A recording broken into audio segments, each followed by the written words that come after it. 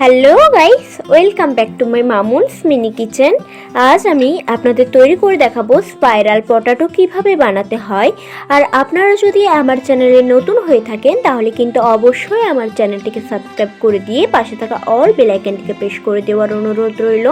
তো রেসিপিটি বানানোর জন্য প্রথমে এখানে আমি 3টি মাঝারি সাইজের আলু নিয়ে নিয়েছি। এবার আলুর খোসা ছাড়িয়ে নিচ্ছি।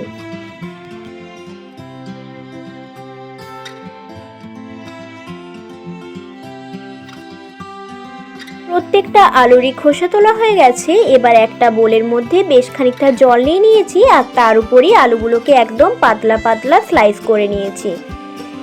আর আলু স্লাইসগুলোকে ফোল্ড করে একটা কাঠির মধ্যে সুন্দর করে পরপর গেঁথে নেব।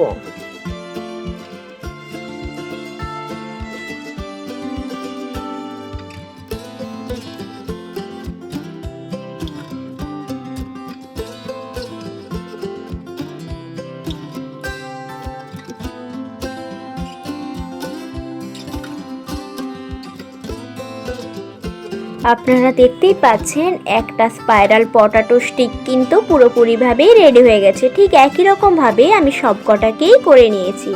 এবার একটা বাটির মধ্যে 1.5 চামচ মতো কর্নফ্লাওয়ার নিয়ে নিয়েছি। তার মধ্যে দিয়ে দিলাম কিছুটা লবণ আর গোলমরিচের গুঁড়ো, আর দিয়ে দিলাম হলুদের গুঁড়ো।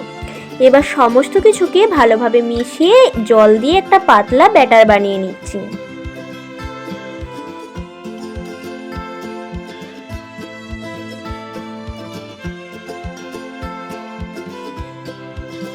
অন্যদিকে আরেকটা প্লেটের মধ্যে নিয়ে নিয়েছি বেশ খানিকটা চালের গুঁড়ো, তার মধ্যেও দিয়ে দিলাম কিছুটা লবণ, লঙ্কার গুঁড়ো আর বেশ খানিকটা নুডলসের মশলা। এবার এই উপকরণগুলোকেও আমি চালের গুঁড়োর সাথে খুব ভালোভাবে মিশিয়ে নিচ্ছি। এবার কর্নফ্লাওয়ার গোলা জলটাকে আমি স্পাইরাল পটাটো স্টিকের সাথে খুব ভালোভাবে মিশিয়ে দিলাম। এবার এটাকে আমি চালের গুঁড়ো দিয়ে ভালোভাবে কোট করে নিচ্ছি। খুব একটা বেশি কোট করার দরকার নেই, ওপর থেকে জাস্ট চালের গুঁড়ো একটু ছড়িয়ে দিলেই হবে। ঠিক একই রকমভাবে কিন্তু আমি সব কটাকেই করে নিয়েছি। আপনারা কিন্তু ভিডিওটি প্লিজ কেউ স্কিপ করে যাবেন না, সম্পূর্ণ ভিডিও দেখার অনুরোধ রইল। আর আপনারা কে কোথা থেকে আমার ভিডিওটি দেখছেন সেটা কিন্তু অবশ্যই কমেন্ট করে জানাতে ভুলবেন না।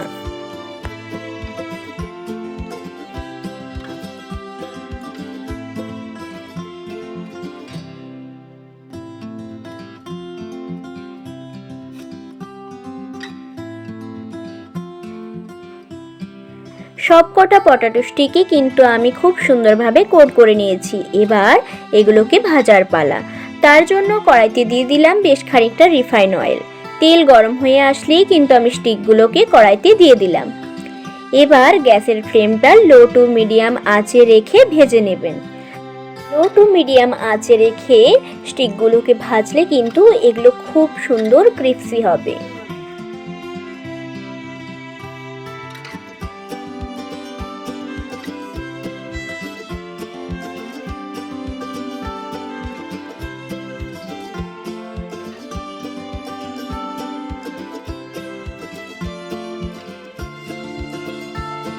এই কটা স্টিক কিন্তু আমার খুব সুন্দরভাবে ভাজা হয়ে গেছে। এবার এগুলোকে কিন্তু আমি তুলে নিচ্ছি।